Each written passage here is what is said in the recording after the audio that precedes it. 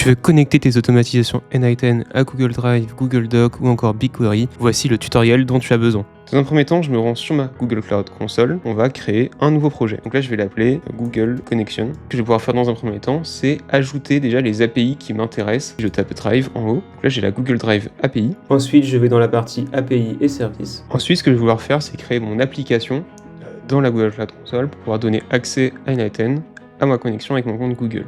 Donc pour ça, je vais dans écran de consentement OAuth, juste ici. Ici, je vais pouvoir donner un nom à l'application. Pour l'adresse mail d'assistance utilisateur, je rajoute mon adresse mail, je clique sur suivant, je choisis cette fois-ci externe, et dans les coordonnées, je mets mon adresse mail. Ensuite, je vais sur mon application une fois qu'elle est créée, je vais dans la partie branding. Ce qui m'intéresse, c'est la partie domaine autorisé, où je vais ajouter un domaine, et je vais ajouter le domaine n-iten.cloud. Donc ensuite, je clique sur enregistrer tout en bas. Donc là, une fois qu'on est dans la partie audience, on peut voir l'état de la publication. Donc comme je vous le disais, quand on est en test, le token va expirer au bout de 7 jours, donc il va falloir le relancer manuellement. Et pour pas que ça n'arrive et que le token soit infini, il va falloir publier l'application et donc se soumettre à une vérification de Google. Donc pour l'instant, on ne le fait pas, on est en test. Et ensuite, en bas, vous pouvez voir, vous pouvez ajouter des utilisateurs test.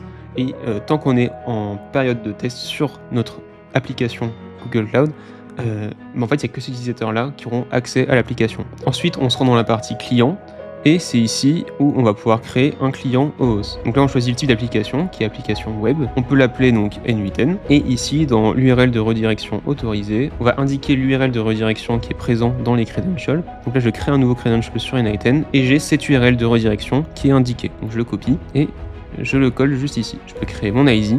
Et là, dans ces cas-là, j'ai mon ID client et mon code secret qui vont apparaître et je vais pouvoir les copier, coller directement dans n-iten. Ensuite, une fois que j'ai rentré mes informations, je peux save et à partir du moment où c'est save, je peux voir que j'ai le petit bouton Sign in with Google qui apparaît. Donc là, je clique sur me connecter, je choisis mon compte, donc le compte que vous avez ajouté en tant qu'utilisateur test directement sur votre Google Cloud Console et vous cliquez sur continuer ensuite. Vous cliquez sur tout sélectionner et vous pouvez cliquer sur continuer. La connexion a été effectuée. Si tu es intéressé par ce genre de tuto, n'hésite pas à liker et à t'abonner car ça soutient de ouf la chaîne. Et moi je te dis à la prochaine.